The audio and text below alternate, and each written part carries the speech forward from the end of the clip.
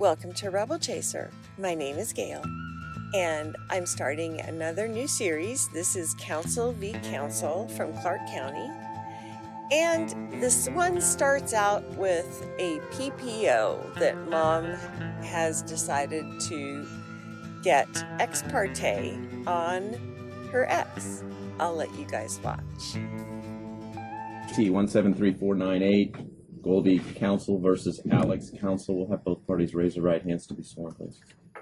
You and each of you do solemnly swear the testimony about to give in this action shall be the truth, the whole truth, and nothing but the truth, so help you God. Yes. You tell me? Yes. Thank you. All right, Mr. Stoffel, Mr. Carmen, your appearances for the record, please. Jason Stoffel, bar number 8898 on behalf of applicant present in court today. And Michael Carmen, bar number 7639, Judge. All right, everybody can be seated and comfortable.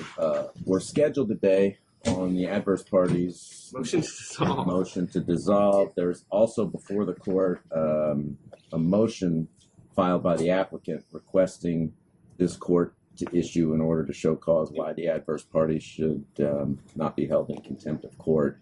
That was more of a setting for convenience because we already had the date set than it was set in the ordinary course. Yeah, and I was going to say, on the order to show cause, because of the timing of everything, I know that Mr. Stoffel's office tried to give me a whole bunch of exhibits by email that did not come through this week. He didn't know about it because I was in Mexico at the time and out of touch. So as far as the order to show cause goes, I hope Your Honor can treat those as two separate issues and that we can address the order to show cause at a different time. I can tell you my client adamantly denies the order to show cause allegations. Not only does he deny it, but the information that she's provided to this court shows that he didn't do it. This supposed hacking of a Facebook account, first of all, which was their joint account, but to the extent she's alleged that he somehow hacked his own account, it looked like someone accessed it from Riverside, California, and tried to change the email to Suze something, S-U-Z-E. This is not my client's email. I don't know why she thinks that he did anything to that account. Well, the fortune part about this is we still have the September 7th date available. Okay. And at the conclusion of this hearing, we'll make a determination as to whether we'll use that date, vacate that date, keep it for some other purpose. Understood. But yeah, it wouldn't be appropriate if there are still exhibits that are forthcoming to be presented to the adverse party that we really make a determination today as to whether we're going to issue an order to show cause and have an evidentiary hearing at that point. We can defer that for a later date after we get through this portion.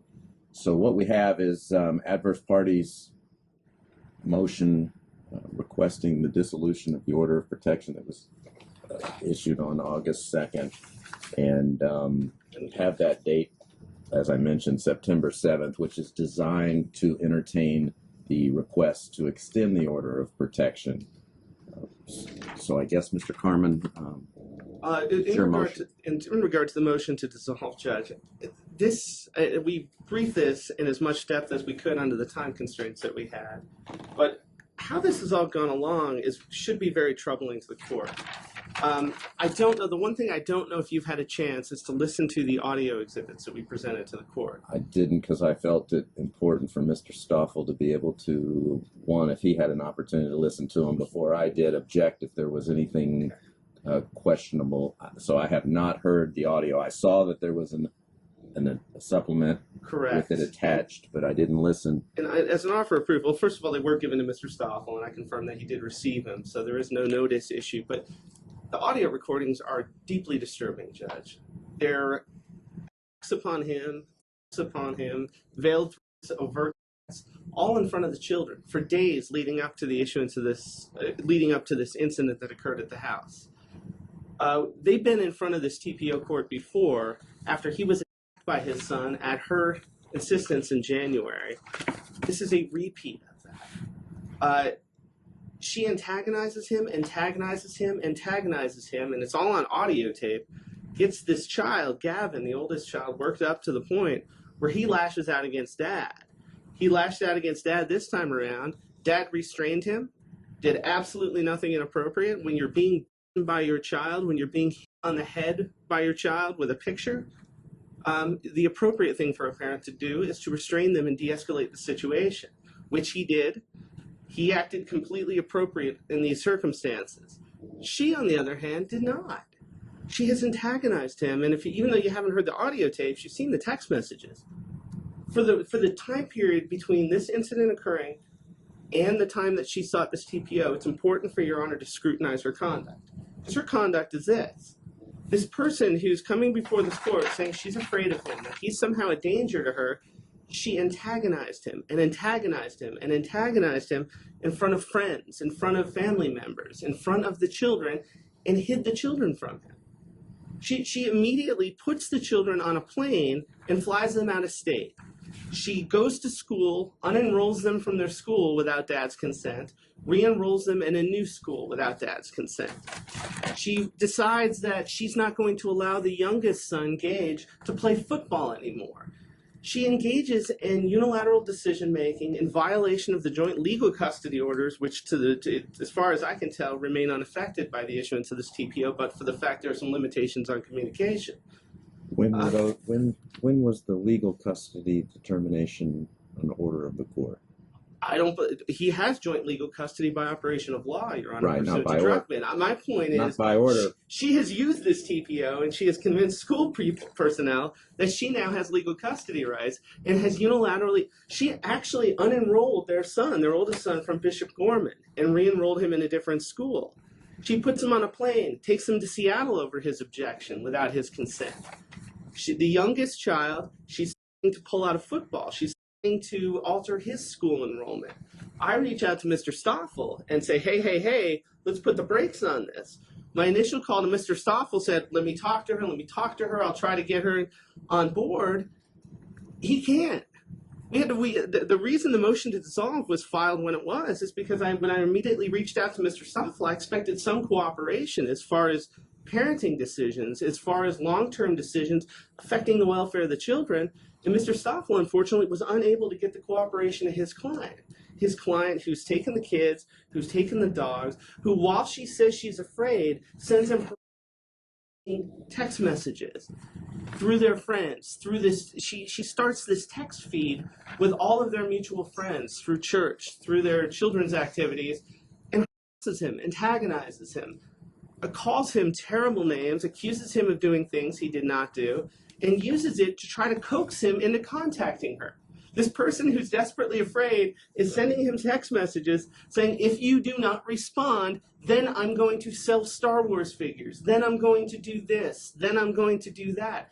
This is a person who has wielded this TPO, Your Honor, as a weapon. And if we're going to put her under oath and we're going to ask her questions today, I want this court to ask her whether she filed this after meeting with her attorney, whether she filed this after filing the D case as a method of gaining advantage in the D case, because I don't know how this can be interpreted any other way. They file a D case, they don't serve it, she goes and gets a TPO through an application that really doesn't make any sense. She talks about sexual tension in the household and this ridiculous allegation against him. But if, again, and the voicemails, I don't know if you want me to play them, if you could take some time to listen to them, Your Honor. But they tell such a different story. They tell a story of a woman who's possibly drunk and antagonistic, openly antagonizing him, openly attacking him in front of the kids. I don't know how this person can come to this court and seek the protection of a TPO when my client has been victimized. He's been victimized not only in the household with her getting the kids riled up against him, but also in those text messages, Judge. What she's doing, reaching out to his friends and telling them he won't give her shoes, and if he doesn't come to her, if he doesn't allow her to pick up shoes, he's going to be sorry. All these, this is improper behavior, and if one of those text messages is really, it would be funny if this wasn't so serious, Judge. But she demands that he allow her into the house to pick up her shoes. This is after she took the kids, took the dogs, took everything. He makes some arrangements, first time around, second time around, this is all before the TPO too. I don't even think he violated the TPO. But after the second time around, I believe it was after he hired counsel, we told him to cut off all communication. We'll go through Mr. Stoffel. Of course, I told Mr. Stoffel, if she needs her belongings, just give me a list of what she needs and we'll make arrangements. This shouldn't be an argument. This shouldn't be a fight. I understood that she had an opportunity and got most of the... She got some. She's still complaining about not getting them all. I'm familiar with the shoes. Yeah, and look, that text message just says a lot, Judge. While she's antagonizing him about these shoes, and her friends are mocking him and saying, oh, her new date is going to buy her nicer shoes or whatever it was. I'm paraphrasing. While this is all going on, she then, one of those text messages, says, oh, now my shoes are hot. The reason she says that is because she turned off the utilities at the house while this is going on. All right, here's some, I need some timing issues answered, because this is what I know, and I'm familiar. I've read most of the materials, even going back to the prior case from January. Where I was puzzled was there's an indication that he hadn't had contact with the children since mid-June. That was July, mid-July. It was July 19th. There was a typo. Okay. My apologies. All right. It was my typo. It's okay. That helps clarify it, because I was curious. From April is when the kind of the reunification became effectuated. There was an order in the middle of March dismissing a D case and dissolving a prior order of protection. Correct. I saw that there was an order of protection that was extended for an entire year due to an arrest back in January. What I was curious about, and I'm familiar with the application, I'm the one that issued the order of protection, and I will tell you the basis for my issuing the order of protection was that there were allegations, sworn testimony, that a 15-year-old was planted into the wall breaking his glasses. It wasn't so much about the tension. It probably wasn't even so much about the hacking of the email or the tracking of the cell phone, although I'm interested in these issues because those, under our definition, can fit what constitutes an act of domestic violence.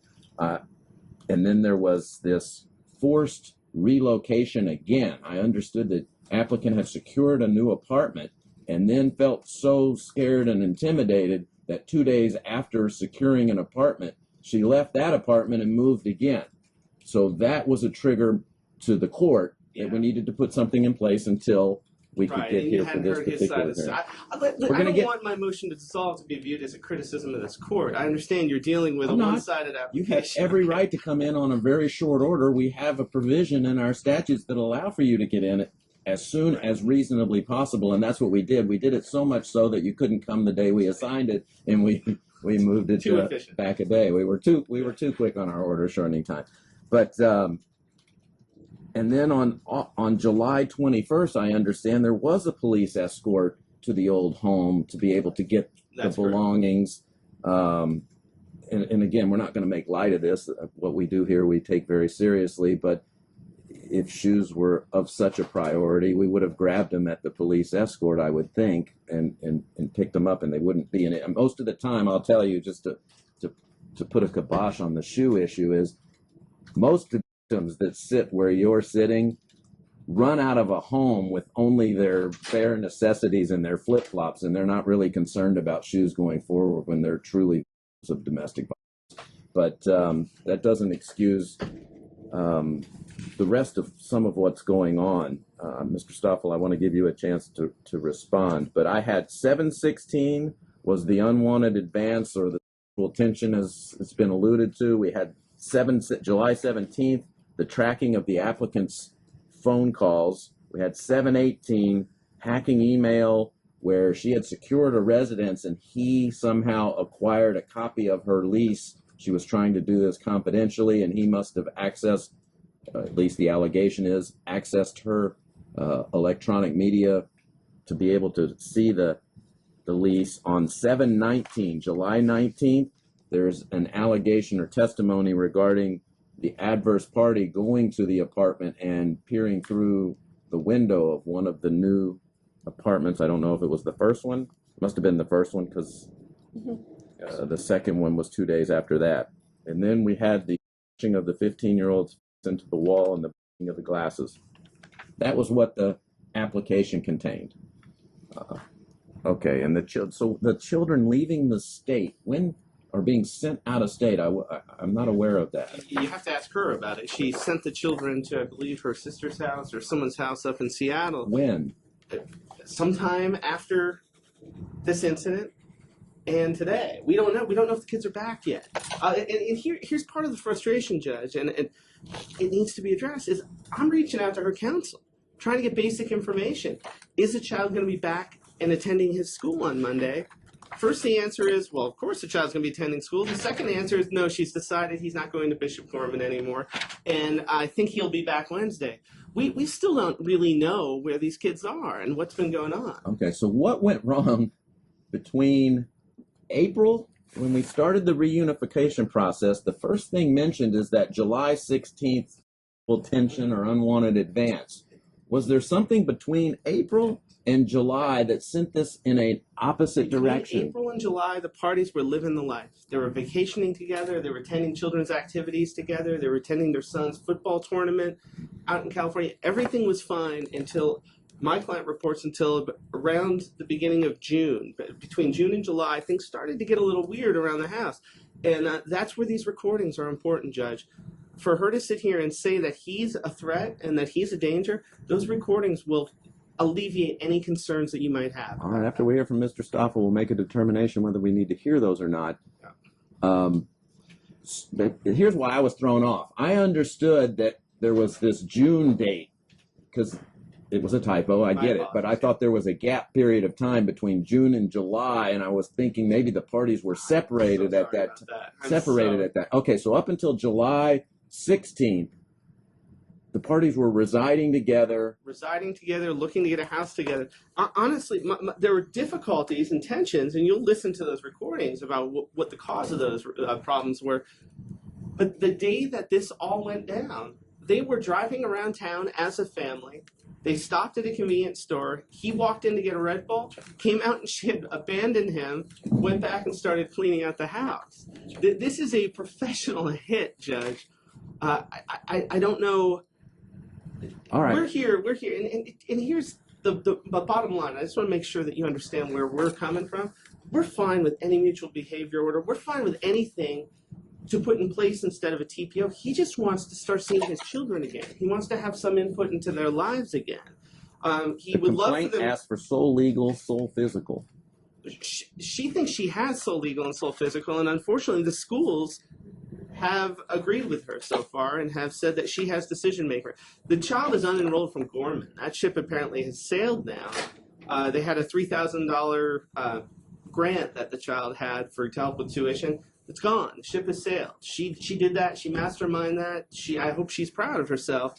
The youngest child, Gage, should go to the International Christian Academy where he was supposed to go. He was scheduled to take a placement test there. We don't know whether she sent him in for his placement test. We don't know what her intentions are for schooling for the younger child.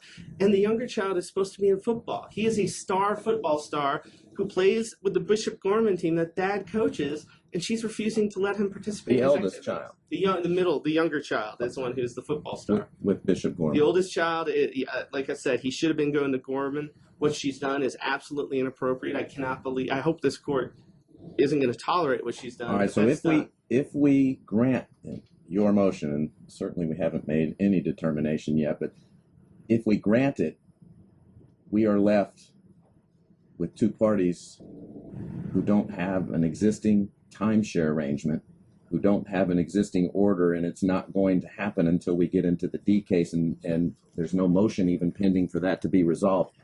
Can we leave these two up to their own devices? Because I won't have jurisdiction to make any issue of or make any orders relative to custody and visitation without an order of protection in place. I understand that, and I'm fine with you recommending the dissolution of the TPO to the court and putting temporary orders in place until we're in front of Judge Moss. Listen, I agree with you 100%. If there's a vacuum, I don't know if it could possibly be worse than what's going on right now. I mean, I trust you and Mr. Stoffel to gain some control and reins over this and put something in place if it's appropriate, but I don't know that these two are going to allow. I'm telling you, counsel. yeah, and then Mr. Stoffel and I work very well together. If he had any control over his client whatsoever, we would not be here today, Judge. This is a hearing that should not have to go forward under any circumstances. Let's not speculate anymore. Then, Mr. Stoffel, I need to hear from you. Well, I think the first thing we got to figure out is what involvement with this department do we want to do at this point forward? Do we want to just say do whatever today and then kick it all to Judge Moss and Department I? I'm not sure what we want to do. And that would be potentially the protocol if there was a pending D case motion or hearing date. I don't know, ordinary course in Department I can drag us out for some time. As you saw, there was a motion that should have been directed to this court that got filed in the D case in ordinary course put us in the middle of October. So had this been directed to Judge Moss pursuant to however it got scheduled, we wouldn't have been before Judge Moss on this motion to dissolve until October. So what we have to decide is whether there's an impending risk or of domestic violence going forward is essentially the burden of today's hearing. I don't want to backdoor our way into trying to craft a custody order, because that's not what this court is. That's not our job. Right. Our job is to determine whether there's a need for an order of protection. Right. The only problem, Judge, with your analysis is that the order has given her physical custody, and with that order, all third parties, the schools and everyone involved, is treating that TPO as an order granting her. I understand, and I'm discouraged to learn that a place at Bishop Gorman has been lost as a result of this. That was not the intention or the spirit of our order. The spirit of our order, and it extended not just to custody, it was issued on behalf of the two minor children in light of the testimony. I'm glad we're in on short order. I don't know whether we can salvage what's happened with the schools or whether we need to, but again, we're getting ahead of ourselves. Mr. Stoffel, make your presentation, and then we'll try to put something together if we need to. I think the biggest thing with the school thing, and this is what I've been trying to convey, is there's just not money for Bishop Gorman. That was the main thing in this case. There was $68,000 that was available for the parties when they sold a residence about a year or so ago. That money has been burned through and gone.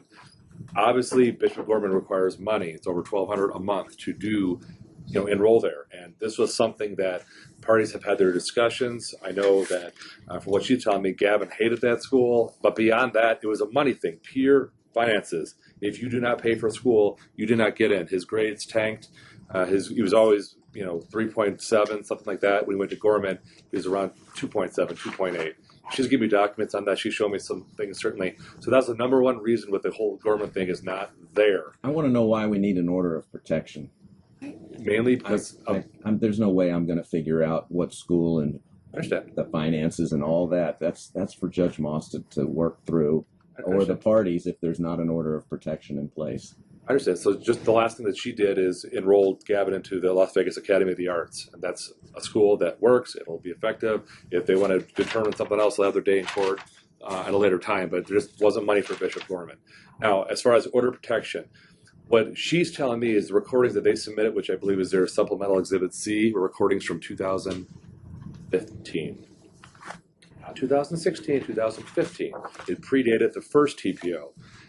Other things, other text messages, there's pictures of, I think it was a candy bar of World's Greatest Dad and all these things. These are all things that are a couple years old. You look at the children in these pictures, they're a couple years old. It was happier times in 2014 and 2015. So what he's trying to do is saying, we're a great family, mom's crazy, here's some video, here's some audio. And this is something that when you have it where, one party's being recorded, of course, she is reacting in a way that she deems appropriate or deems that it's kind of historical what they've been doing. He knows he's recording, so he's on his best behavior. So on its face, these recordings from 2015 might appear that, dad's the angel, mom's the devil. That's kind of how it comes across. Are we able to determine from the recordings the dates of the recordings? We could have a forensic expert. This is why I don't listen to them. Yeah, there's a unique signature made with each electronic file that's saved on a phone that'll tell you the date. I can tell you the dates were verified by my client. There were some that predated the other TPO that were examples of the conduct that led up to the other TPO too, but they were clearly dated as such.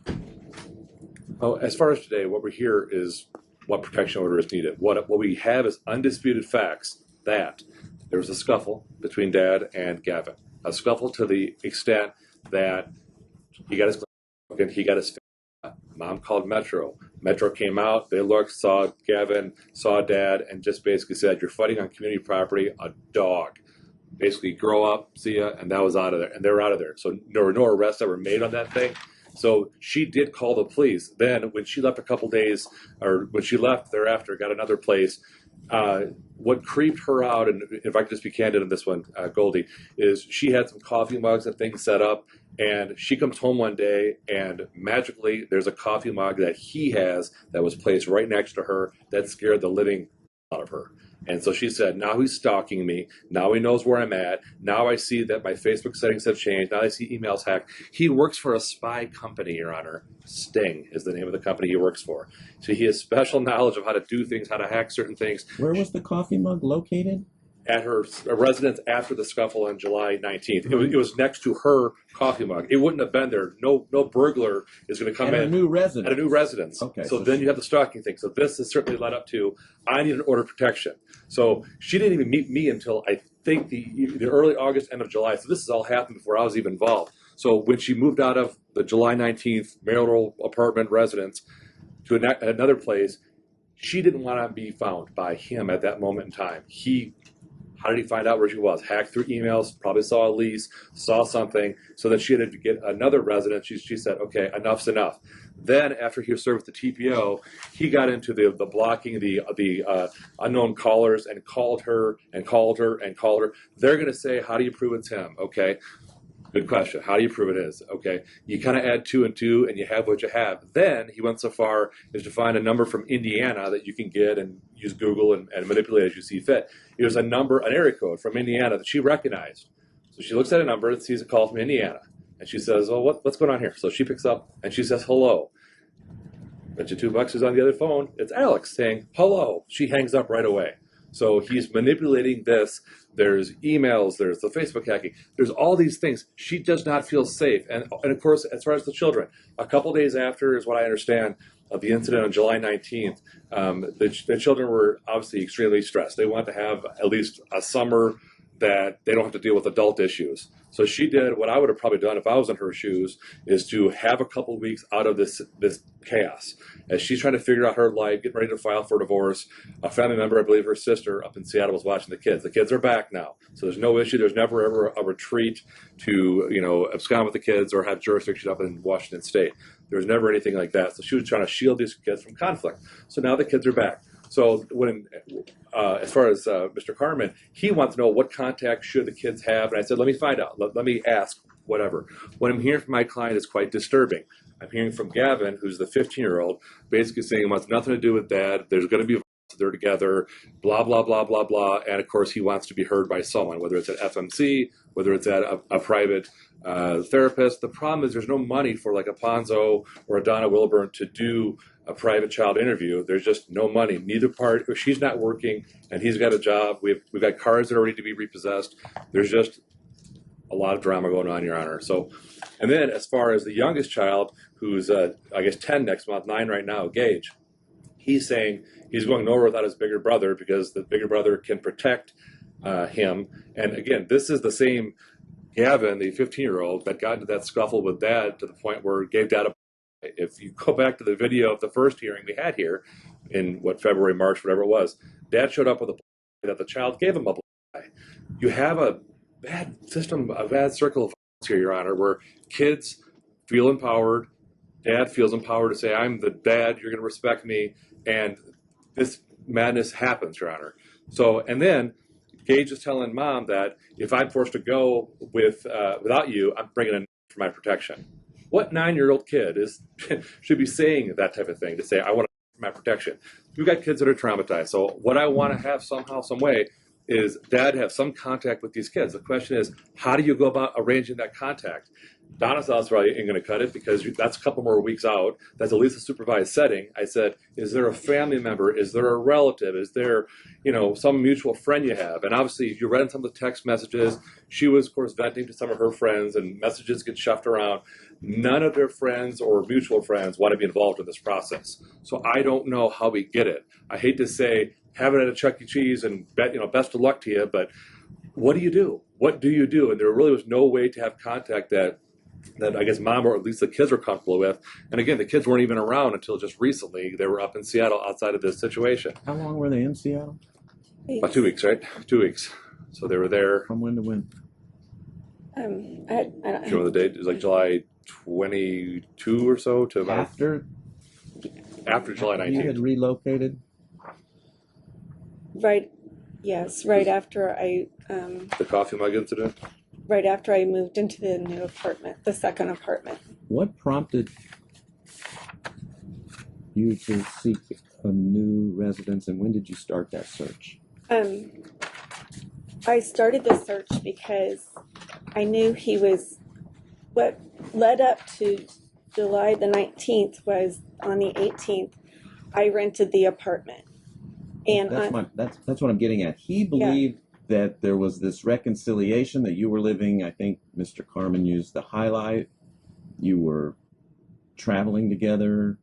We traveled together, but we were, if you look at my phone, you'll see that all the way back until May, I just emailed part of the extension for the TPO. I emailed over 700 screenshots over to my attorney this week. All the way back in May, I was asking Alex to stop texting me obsessively. I couldn't leave the house. I couldn't go anywhere that he didn't call me 10 times. I asked him all the way back in May, stop texting me like this. We're co-parenting and coexisting. And if you look at the hearing on when I dissolved it, it clearly states that the parties are working towards co-parenting and counseling with the children. That's what I agreed to, not complete reconciliation. But why at couldn't all. you, if that were the case, you could do that and Live separately. be divorced or live separately. Right. Well, we couldn't because we were both unemployed. And so we agreed to be roommates in that apartment. And he clearly stated that I could put my belongings in the garage, and that if I felt uncomfortable and I wanted to move again, that I could clearly take my belongings and I would be allowed to go. He knew prior to the 19th I was leaving because I was packing my things up to go. All of our friends knew that I did not want to be with him any longer. I could dissect this motion down to, there are 14 incorrect statements in his motion, clearly. All the way back to he didn't have a clue that I wanted a divorce originally back in January, which is a false statement because I asked for a divorce back in September of 2015. But back to the 19th, I rented the apartment on the 18th. On the 19th, he came home late. He had just started a new job, so it was about 2 weeks into it. And he came home late. I had gone and gotten stuff to grill out. And we grilled out, and I tried to talk to him that, I wanted to leave and I wanted to move. I had a friend that came over that actually helped move me out of my previous move. She came over and she was talking. He started getting hostile because I had packed up and moved a lamp out of Gage's room. And while she was there, he's like, where's the lamp out of Gage's room? And I said, well, remember, I bought that after we had filed for divorce. I'm going to take that with me. And I had asked my friend, well, you probably should leave. It escalated to the point that he was following me around in the apartment, going on and on. You're not leaving. You're not leaving me. Promise me you won't leave me. Knowing wholeheartedly he had already seen the email from the day before because he has some sort of capability on seeing all of my emails. I don't know how that happens, but he saw it. Were there discussions prior to you leaving about the schooling of the kids and how that was to be handled? And if I can touch on that, I have evidence, Judge, that it's broke down. Complete knowledge of Miss Alex knew Gavin had to audition for LVA. This LVA is an art school. Our son is an artist, not an athlete. Alex insisted that Gavin attend Bishop Gorman last year, which we couldn't afford anyway, but we struggled to pay the payment. And if you look at the payment history, we couldn't even pay it until the spring of this year, right, so that we could even get Gavin to take his finals. We struggled to pay it so he could take his finals this year. Right, so the answer to the court's question was there was complete agreement, and all of these documents show that he had to audition in May, or he enrolled, he had to apply, he had to audition. He auditioned on Mother's Day weekend. And Dad was part of this process? Yes, he was. We were living together. How could he not know? And let me intersect for just a moment, Your Honor. If you look at one of his exhibits, if you look at one of his exhibits at the May snapshots that he has for Mother's Day weekend, Mother's Day weekend was the weekend that Gavin auditioned. My oldest son was here from Indiana, who is not even on those photos. He was in complete awareness that Gavin was auditioning. Gavin stayed up pulled an all-nighter that night, even preparing his portfolio. He made it in. There were only 2 openings. He made it in. Even on here, we met in June the 2nd with the counselor talking about his studies and taking summer classes, and he even enrolled in Clark County, taking 3 summer school classes this year, Your Honor. He didn't take summer school classes at Bishop A little Gorman. bit beyond where we need to go. Let me ask this question then. If there was not an order of protection extended in this case or kept in place, what would your fear be going forward? In other words, you're asking the court to keep the order of protection in place or extend it, even if that was for September's hearing. But what do you fear happening? He would go back to stalking me, and that's left. What's left as far as hacking and stalking? Well, I still don't have, and what he's saying is our joint Facebook. That's not the case. It's my email, my Facebook, my face.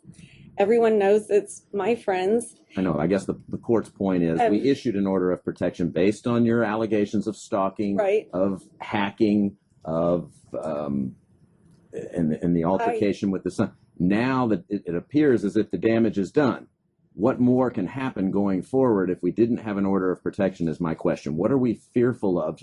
Because I have to make the determination whether we need this any longer or not. I am afraid that even with the protective order, he's already violated it, and I have documentation of that. If you take that away from us, he will be at my doorstep. I want to be able to go out and walk the dogs in my neighborhood. I had to move in a guard-gated community because the gated community didn't keep him away. Because he's on surveillance there, so the security guard and even the maintenance man saw him stalking me, sitting in his truck waiting for me to get there. And then that's why I moved into a guard-gated community, trying to not have him know where I was at. But he found out where I was at because Envy Energy sent my an email confirmation to my old email address, which I asked them not to. That's how he got my address. But that's a big step from in March agreeing to be roommates and co-parenting from the same location to going to essentially creating a compound for yourself and the kids. Because of, again, it's okay as long as I play by his rules, put on my happy face, go to, our son's trips and put on my happy face so he can take photos of us and put it all over social media so that he can create this facade of a happy family. Right, so but it's not true, Your Honor. If the whole thing is our children are afraid of him, and I'm afraid of him as far as... Well, that's my next question. What do we do in the interim if we agree to keep the order of protection in place? What's your position with respect to Dad's contact with his children that he was exercising as recently as, except for this little vacation to Seattle, everybody was in the same home and he was exercising time with his children? It was strained exercise. I mean, they were begging me to leave. He's not the coach of Gage's football team? Not on the last fall team or spring team. He was not the coach. He didn't call plays. He was filming and, watering, but he was not an active coach. And now, and this is the whole thing, Gage he loves football, but he doesn't want to play this year because every season his dad moves from team to team to team, and he can't build some sort of camaraderie with his teammates. And also, he doesn't want to play on a team where his dad's the coach, is what he's told me. I don't mind. I love watching him play. I don't mind him playing if he wants to play, but I don't feel like at this point, he's so stressed out. I don't want him to feel like he has to play this fall.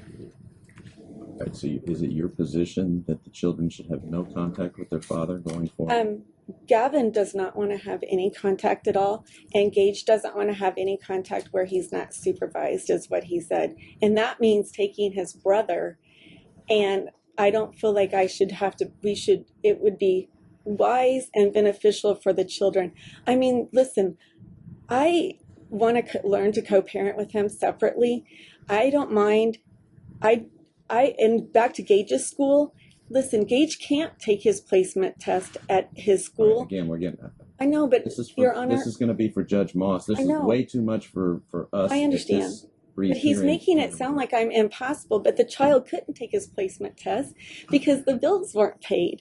And so I've been forced to make these decisions because there's no communication. I have voice messages that I submitted too, that I tried to talk to him. Alex, we need to get a divorce. We need to learn to co-parent. It's over. He's like, stop saying the D word, stop saying the D word over and over and over. I'm afraid he's a flight risk for Gage, and so is Gage. That's why. Right, well, other thing. It's not going to happen, or he would never have a relationship with his children again. Mr. Stoff, I'm going to let you finish up, and then Mr. Carmen will respond, and then we're going to have to. Well, I mean, we've got to do something. I mean, shutting off completely is obviously never a good thing. I don't know. The disturbing thing, I think it's been almost, a month since Dad saw the kid. So if you do the Donald's House orientation, we're already on a Thursday. You got to do the Wednesday, Thursday thing for custodial, non-custodial parent. That puts your time basically into a week and a half or so from now. I don't know if there's a public place. I mean, I hate to say at Chuck E. Cheese, but I mean, what other place really is there for Dad to at least have a pizza with kids where it's, I don't know if you want to have mom or some friend be present, distant, or what?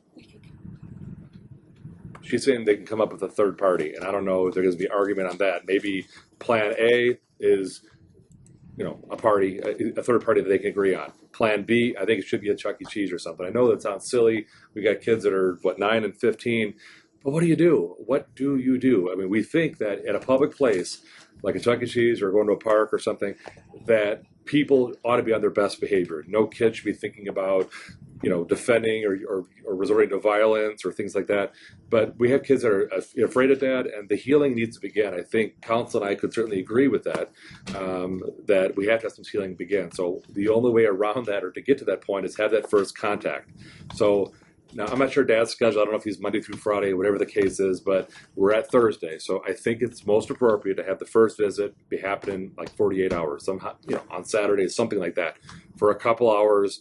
It just has to happen. And then at some point, there's going to be a Judge Moss situation to have to deal with everything. Where do we go from here without prejudice? We have to have something. And I don't know if Your Honor wants to do an FMC child interview, which obviously would take place after the first visit or two. Maybe some of the tempers have calmed down or whatever the case might be. But, I mean, the kids want to be heard, but there's no way to pay for a private third party to do this type of thing, whether it's a Claudia or Ponzo or whoever. These are all just issues we have to deal with. So now, his counsel might be saying that, okay, if we have a child interview, that's going to further empower the children, that what they're going to say, that they're aligned with mom, et cetera, et cetera. They may or may not say that. Who knows what they'll say? But obviously, if we had it like today, tomorrow, it wouldn't be appropriate because they haven't seen Dad in a while. But if you have it at a Chuck E. Cheese or with a third party, the healing can begin. So she's asking for this order of protection to be not only extended, but to certainly remain in place, or if the court's inclined, just to continue it, have a status check in a month or whatever the case might be. So there's a lot of issues that have to get sorted out. And on this case, the September 7th hearing, that won't work for me. I'm at a trial, so I can't even do that hearing. So we need to move that date no matter what, however you cut the cookie on this one. But so if it can be pushed out a couple of weeks, that'll give perhaps additional documents to be exchanged back and forth, if there's things that were sent and not received, whatever the case is. But we want to have some history, so then when you come back in this department in about 30 days, you'll have at least a couple of visits under our belt, and then we'll know where we're at this point in time. Certainly either party can file a motion if they're inclined to with Judge Moss. Then the court would probably be inclined under EDCR 522K just to kick it there, and then Judge Moss can deal with it. But if we're out with a return hearing in this department in approximately 30 days, that'll give this court more direction. So if the TPO is just continued until 30 days, that might be the easier way to tackle it. The situation might be different in 30 days. All right, so we need a Band-Aid to give from now for the next 30 days. Let me hear from Mr. Carmen, and then also with respect to contact with the children and what the proposal would be. I just got to say this, Judge. This idea that him desperately trying to find out where his children are and see his children leading up to the TPO is somehow stalking is an absurdity. She takes the kids, doesn't tell him where she's going, and yes, he wants to see his kids. She's using the children as a weapon in this case, Judge. And those text messages that you do have copies of, I understand you haven't heard the voice recordings yet, the text messages show that she's not afraid of him. People who are afraid of other people don't intentionally antagonize them, don't threaten them, don't threaten to sell their childhood collectibles when they're not cooperating with an exchange of shoes. This process has been so abused by this applicant, Judge. She's used it to manipulate the children's school enrollment. Did he know the child was auditioning for LVA? Yes. Did they have discussions about him potentially attending LVA? Yes. But the reality is they never agreed to it. They didn't agree on any of these. It's just like the football. Gage suddenly doesn't want to play football. Can you make a guess why the child doesn't want to play football? Because he's been around mom for the last 20 days who's been complaining about dad, just like she was complaining about dad in those days. I get it. This is a completely dysfunctional situation that we're not going to be able to fix, and it's causing some potentially irreparable harm on the children. They're being torn. We know children will placate each parent to try to make their environment more comfortable. And all of that is going on, Mr. Carmen. I don't doubt that. What I'm disappointed with Mr. Stoffel about is our initial telephone conversation in this case said, Dad needs to have some visitation. Let's have Nick Ponzo or Jamal Ali, two well-respected court counselors, just be there for the first couple of meetings to try to de-escalate any problems that might arise. Their answer was no. So it's ironic to me that they come here and they say, oh, we need to start visitation, we need to do this, when we made a proposal and they said no. Their position up until a few moments ago was zero contact, Judge, and we can't afford to do this the right way, so we're not going to do it at all. Well, and that's not how it's going to go. What I need to know is what would be appropriate temporarily for, if we don't, look, we already issued the order of protection predicated on an ex parte submission. We all understand that that isn't going to be determinative or dispositive of the issues going forward. My suggestion is, and I know you're looking for an answer, and my answer is I'm not familiar enough with what's in these children's best interest. interest. We suggest that we get Nick Ponzo on board right away. He can supervise a couple of visits between Dad and both children this week, and he can decide whether we can go forward with unsupervised visitations or whether additional supervision is necessary. I'm prepared to remove Gage from the order of protection. I didn't hear any testimony to suggest that Dad presents a risk or a threat to the younger child. Whether he's coaching one particular football team or moving from one team to the other, Dad's still actively involved. He spends time with his child, coaching the football team. Whether the child wants to stay on one team or jump from one team to the other, that's not what this is about. So I'm prepared, unsupervised, with Gage already. Gavin, I have an issue with because this is not the first altercation. Again, I'm not using what happened in January. That's why we want Nick Ponzo there for the first couple of visits, just to smooth this over. Well, and that's something the two parties, through their counsel, would have to stipulate to. I'm going to put some temporary in place, so I'm prepared to entertain what you suggest would be ideal for maybe Gavin, but Gage can go spend time with Dad now. They go to football together, the two of them, without any supervision as recently as a few months leading up to the order. But the point is, if you don't order that, the status quo of football enrollment's supposed to remain in effect, that Gavin should be seeing Dad, it's not going to happen. I understand we may have to go in front of Judge Moss, so we may need to do an emergency motion. But Mom has made it really clear that it will not happen, Judge, unless she's ordered to do so. That's the concern that I have. Okay, so tell me what would be appropriate for Dad's contact with Gage. There's no reason Dad shouldn't have half the time with Gage right now. I think that the first two meetings should be done with the older brother, with Nick Ponzo, just to make it easy, the transition for the child, so that the child can be there with a third-party therapist to help guide him through this process. Stoffel? No money for it. That's our objection. We don't have $1,000, $2,000. My client will pay it, Judge. We just need to get this moving and do it done, the right way. right? First I heard of this. If he's got money, That is so not true, Well, Judge. he might have to beg or borrow or steal it. Right.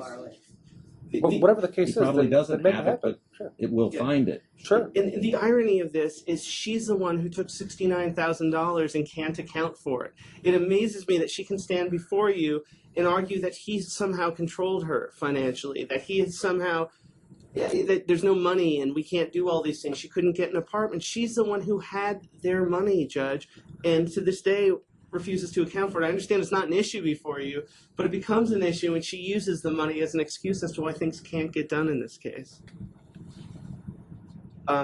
We do ask, too, Judge, again, if this TPO is going to be extended at all in any way, shape, or form, we are asking you to restrict her communications. She is publicly libeling him. She is attacking him via text message. You can't have a TPO that only goes one way. If it's going to be extended, it needs to be a two-way TPO that's going to preclude her communications with third parties.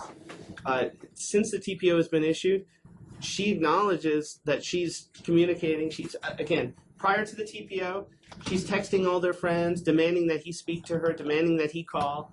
Subsequent to the TPO, her friends are doing the communication and disparaging and attacking him about shoes, about silly things that really shouldn't be before this court at all. So if a TPO is going to be extended at all, it should be mutual as far as contact between the two parties.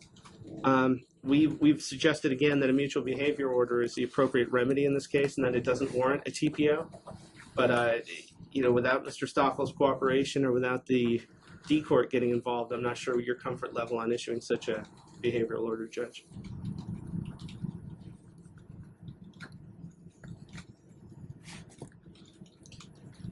And I know it's we're in a tough setting. My client really just wants things to go back to as much normal as possible as far as the kids. I don't think we can salvage the Bishop Gorman situation, but we do want to salvage Gage's situation and want him at his school and want him in football.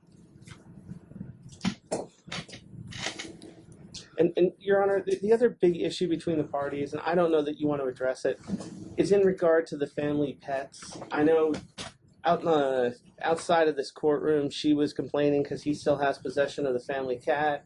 She took the family dogs. I don't think this should be part of a TPO at all.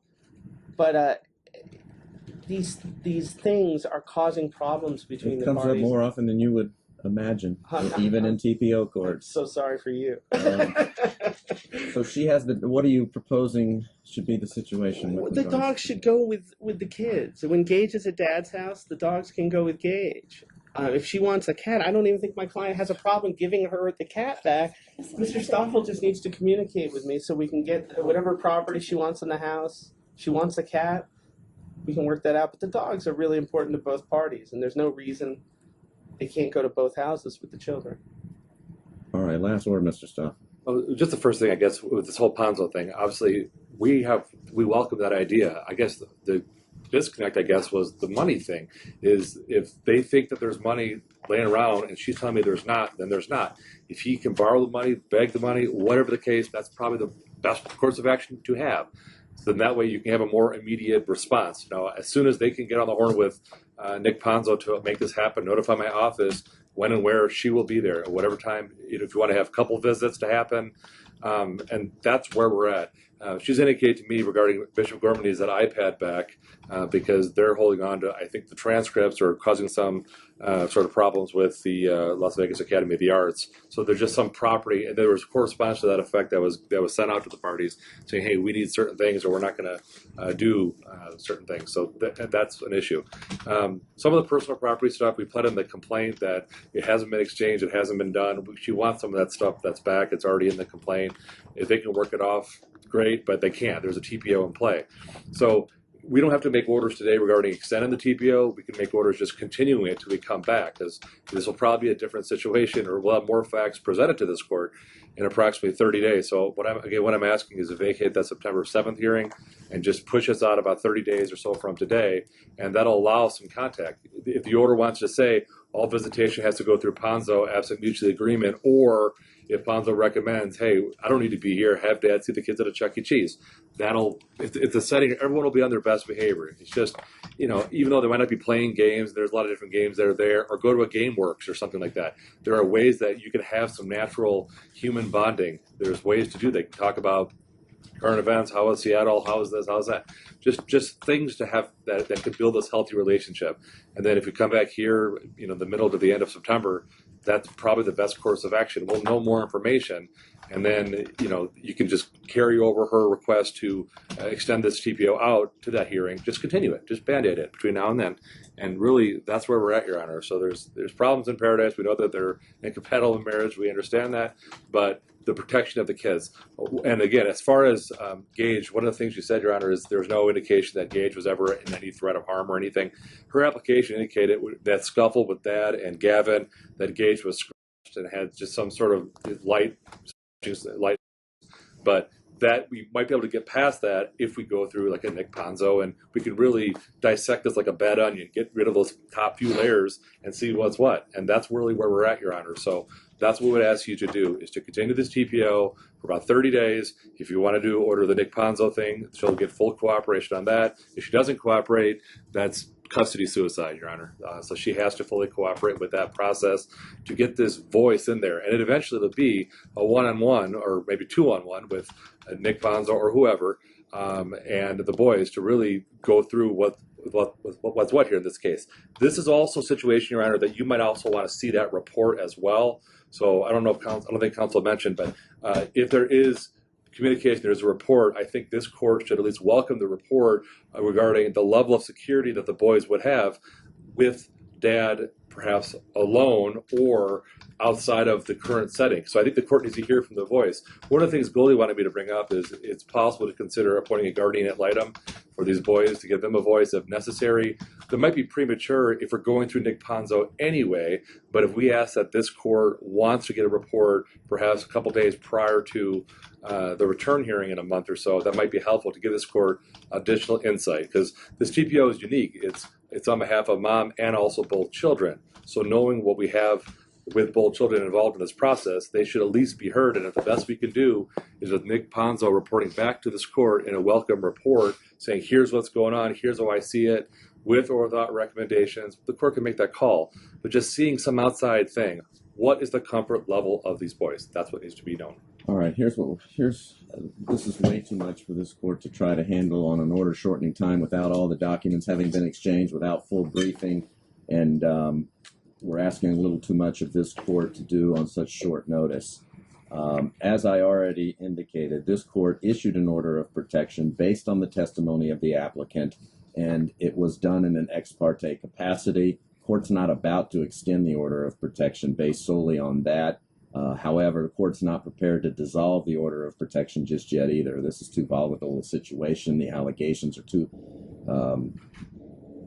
conflicting, and we're polarized. It's extremely dysfunctional. We have children who are engaging in physical with their father because of disagreements and fights, and this was all a product of, I think, two parties with two different objectives, and that never works. It can't work to just be roommates when the other party isn't in a position or fully on board with just being roommates. And I think after time passes, when you're involved in that type of scenario where you're in one place and he's in another, and there are false hopes maybe that were built up as a result of the construction of this arrangement, that it ultimately leads to a blow up, for lack of a better term. So the court's keeping the order of protection in place. We'll look for another date other than September 7th. Mr. Carmen should be considered in that decision as to what date will come back, because just we've so had clear, September it's my 7th. understanding you're doing that without findings. This is just we're continuing it to that date without any findings being entered. Yeah, I mean, there's no findings at this juncture on the request to extend, because that wasn't supposed to be heard until September 7th. I just don't want this to have precedence in the D case. I've got without prejudice written on my interim order. This is not going to play a factor in Judge Moss's determination as to what should be put in place in the children's best interest. Dad will be able to fully assert his rights to primary custody if that's what he's seeking. Mom, you'll continue to pursue sole legal and sole physical if that's what you feel. And if the court buys it, then that's what the court will do. If they determine that's what's in the children's best interest. Nothing today is to be interpreted as an indication as to what the custodial arrangement should be. I'm removing Gage from the order of protection, so it'll be Goldie, and on behalf of Gavin, the order with regards to custody is, and again, I put without prejudice, but temporarily the children are with mom primarily, without prejudice. It's just a product of where we find ourselves because of the process. If Ponzo is going to be retained and he can facilitate the first visits and exchanges, court's not, of course, not going to have a problem with that, but that's still something that has to get arranged by counsel. We don't know his availability, and I'm worried about the delay. Dad's going to be deprived. It should not be deprived contact with his children as we try to retain an expert who might not be available for 30 days before he gets paid but I trust that Mr. Carmen, Mr. Stoffel will make arrangements to contact him and get this in place as soon as possible. What I've entered in my interim order is that starting next Friday, so I'm going to give you today and tomorrow and next week to try to get Ponzo to do something that will help smooth this transition. But if that hasn't happened, Dad's going to have visitation with Gage next weekend from Friday after school. Is school starting by next Friday?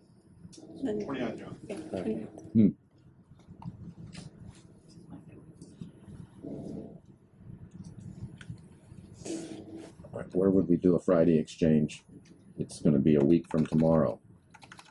I hope that Ponzo helps and you guys put something in place and we won't have an issue so that he can help broker this. But is there a place where Dad can get Gage next Friday if we haven't made any progress to do something else that all the parties and Ponzo agree on? I would just say, if nothing else, mutual agreement between counsel as Plan B right in front of family court, probably the easiest way to do it as a distant Plan B. They should be able to work something out. Where do the parties live? Can't we just pick a McDonald's or something it seems neutral? like we could find a more convenient location than. Do you have a suggestion?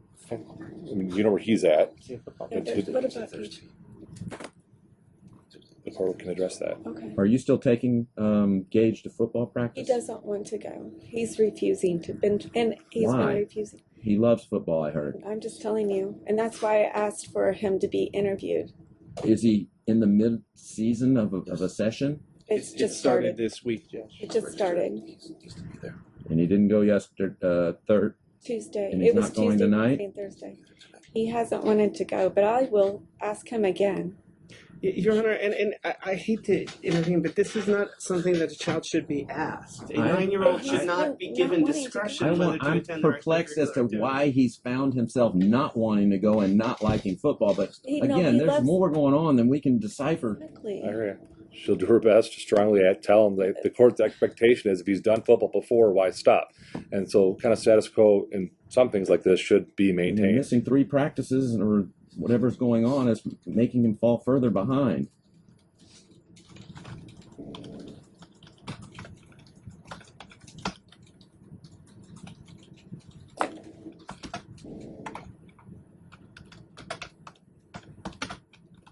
Are you coaching that team? Yes, sir. You've been there the last 2 days. I've been there for the past month. We've already started practices. His registration, everything's paid for. He's going to be back with all of his friends he's played football with for 5 years. All of his friends are waiting for him, all the coaches. I coach at the Pee Wee level. He won't even be, I won't be on his team per se. He'll be on the other side of the field, but at least he can be there with his teammates and his friends he's played with for forever. I respectfully request this. Yes, sir. I do coach for them.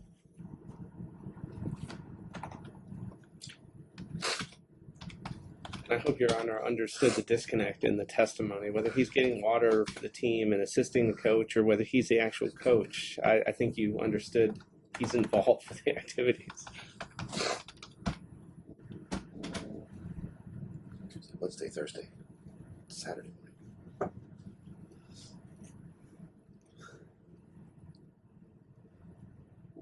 Could we do the exchanges at football on Thursday, Judge? I'm just going to, 1 second.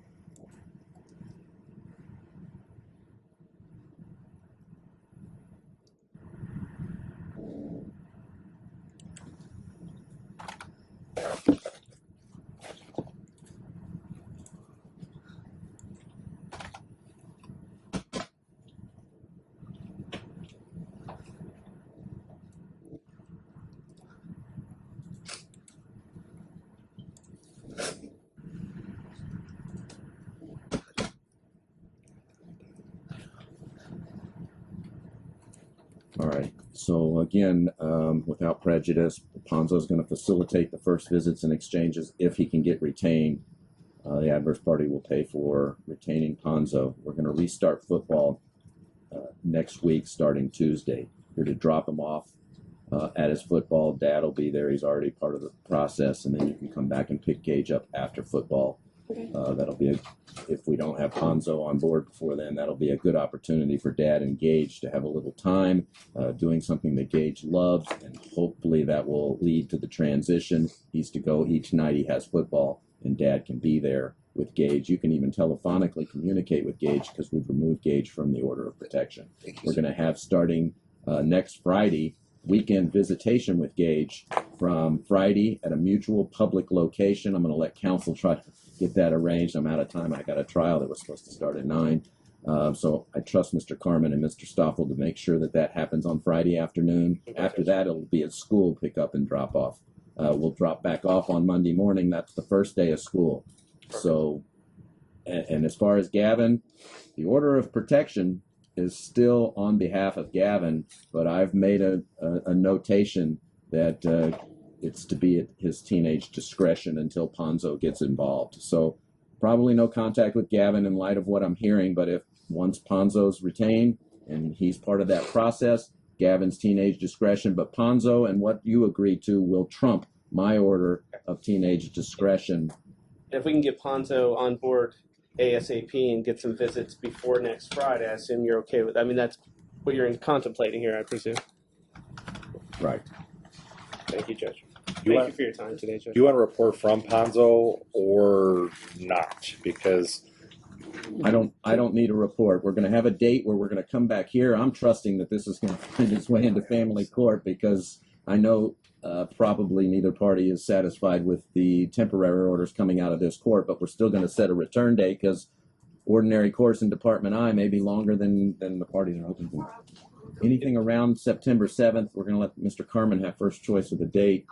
We could do September 15th at 9:30. That's good with me. That's even less than 30 days. that works for me. I mean, you know, we'll know more then. Are there any other matters stacked on that day? There is. Do you want me to find a day that has less? Do you have an opening at, well, how many are on at 10? There's 5 on at 10. How many 11? None at 11. One of the 10. What day of the week is One at that? 9:30. That's on a Thursday. One of those 10 o'clocks might have been an Evan. Let me check. Let's just keep it. Let's keep it with what we got, since both council are good. One at September 15th, 9:30. As far as some of the personal effects, some of Gage's stuff, some of Mom's stuff, I mean, she wants the stuff as soon as possible to get it. Council, I've suggested that we just come up with a time and a date to exchange it. I don't know what Are more. there any items that you feel would be controversial or that he may refuse? What items are? I know about the shoes. We're talking about Gage's stuff, or what? All of Gage's books and backpack. I haven't been able to do any of his tutoring all summer, or this amount of time he's had those belongings. All right. Anything I can't with broker Gage. books and for the let Mr. And Gage's Stoffel and Mr. toys. Carmen handle this. If there are any items in dispute, Is Gage going to attend ICA? Can we get an answer from? It has to be. He couldn't take his evaluation, Your Honor, because the tuition wasn't paid for June. I mean, for the following year, and he has to be. So he wasn't even registered for there when I checked. we all know the protocol is the child remains in the school that he was attending before, unless there's. That's the But there's- protocol, but But there's no money, Your Honor. I can't pay it, so they wouldn't even do the assessment. And they said that they contacted Mr. or Alex about Ponzo it. help with these types of issues as well. No, but council though can get involved in this, and I hope so. Your Honor, I mean, I at least would ask that the order be that the status quo is going to be maintained unless parties can agree otherwise. If the child hadn't paid for the school, I don't want him locked out of school. He's enrolled in a public school. I enrolled him yesterday. How does just that happen because- without that? Mr. Because- Carmen brings up a good point. How does that happen Because without that? because they won't register him at ICA. That's not answering the question how this is all happening without Dad being involved. Mr. Stoffel, Mr. Carmen, it may warrant another emergency motion. I'm sorry to put the parties through that. I don't know what to do because with respect to with respect to money, with respect, I can't make this decision. I just find it curious that she's here. She won't even tell us the name of the school. This is the most bizarre situation I've ever seen. It's Judge. just the school down the street from my. This was just the topic of a bench bar conversation on last I'll tell you Tuesday the name about of the judges school. having to make a decision about schools Yeah, right. Yeah. and not wanting to do that because we're the last ones to know what would be the appropriate. Yeah, my client will contact ICA today to find out if there's any truth to if there's a registration hold. It'll be his obligation to clear that up. If it's not cleared up, the child, I guess, will be enrolled in a public school, but it should be one that both parties are in zone for. And I'm okay with that too, Your I mean, Honor. I mean, I don't know. I'm You guys, okay. I can't. All right. I'm just not in a I position. know, Judge. I'm sorry for even asking. I just, I'm okay with that. I'm okay. okay, so my client will do everything in his power to clear up whatever problems there are with ICA. Schools are not listed as protected locations on the order, They were correct? listed in the application. They were, right. But if we're going to move Gage from it, then that would It won't. eliminate It that. It doesn't eliminate the school because mom and older brother can still go to the school. So sometimes the other child's school is Older still- brother's at a different school. So the younger child's school, it was So listed what I'm as- asking is, Mr. Carmen, you just said your client's going to go check out with the school what's going on. Is that school It is. It's on the listed. order of It's, protection? I believe the International Christian was. Academy is listed on the order of protection. That's why I'm asking about It was. So it can be expressly lifted for All this right, purpose. I'm removing it. That's fair. International Christian. Academy. I hope that is.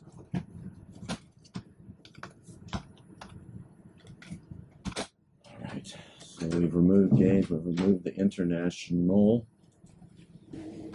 Christian Academy. We got to recycle those, Diana. Thanks. All right. Thank you for your patience and your time. I appreciate Thank you. your cooperation. We understand the spirit of the order.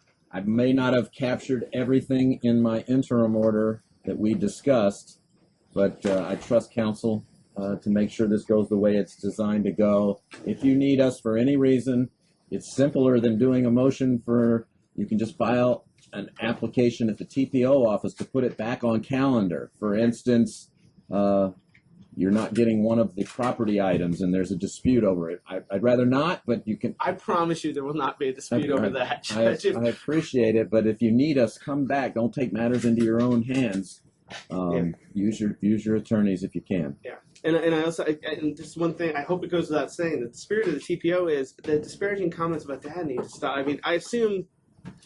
Look, and I meant to. Oh, there were a couple more comments. I won't put it. I'm sorry. We're still on the record. I didn't put in my interim order. First of all, Mr. Carmen, you had asked for some type of reciprocal understand. These are very much unilateral orders. There is no. First of all, we don't have jurisdiction to issue behavioral orders. We also don't do mutual restraining orders. He hasn't applied for one. There has to be an application before the court would ever entertain an order of protection coming from him against her. So we can't agree. I do have a note about the dogs should travel with the kid. If it's Gage, sorry, I shouldn't say kid. That's not nice. The dog is Gage's dog, and Gage is entrusted with taking care of this dog, then the dog should travel with Gage. The cat, look, everybody understands, kind of like the school, which animal goes with which party. It's silly that we have to make that determination. We, as a family, know who the animal is attached most to. Let's not traumatize the animals, the children, the parties, and everybody involved in this process. Another thing, don't involve your friends and your family in your extracurricular communications. This isn't reality TV where the Kardashians let the other friends in on what all is going on. So that does need to stop. The disparaging remarks, despite the parties' imperfections, despite the parties taking some type of, and both of you, inappropriate direction and inappropriate conduct, the children, in the children's eyes, and they're old enough already, this is usually for younger children, still think dad's pretty cool. He might have some, and they need to think that. They need to think that going forward. We do not want this to destroy the relationship between dad and the children for the rest of their lives. Same with mom. Mom has made some decisions that you probably don't appreciate, but in the children's eyes, she still needs to be Superwoman, okay, despite all the problems. And it's hard to say, and it's even harder to do. But that's the idea going forward. So the disparaging comments in the presence of the children, disparaging comments overall need to stop, but in the presence of the children especially. So I don't want to hear about that, or that could be back before us on a contempt proceeding. One more thing. We had the alleged violations. We'll discuss that when we come back. The court's not issuing an order to show cause today. We will put that on our calendar for September 15th. We're vacating the 7th. We're on the 15th. We're also vacating. There's a motion in Department D to dissolve this order of protection. That's going to be removed from Department D's calendar as well. Department I. You just want to leave it there. Aye. Yeah, it was a The D D case. case. D case, Department I, sorry. Just as far as the TPO allegations go, is discovery open? Can I mean, if we're going to walk back into court in September and discuss our OSC allegations, can we at least engage in some discovery, Judge? I can't preclude it, Okay. but I mean, with cost being a factor, it seems like we're spending a whole lot of money on legal counsel to I just don't want my clients' rights to be.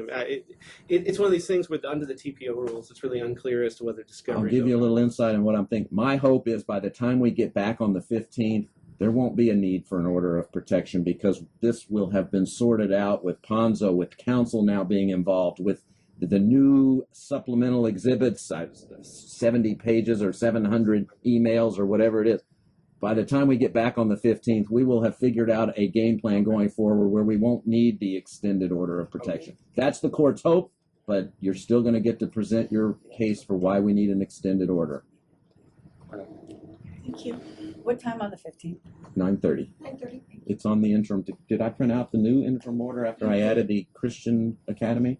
Yeah. Okay, and we've got everybody's got a copy. Yeah, we don't have a copy. Yeah, we were told to wait outside. I think for it.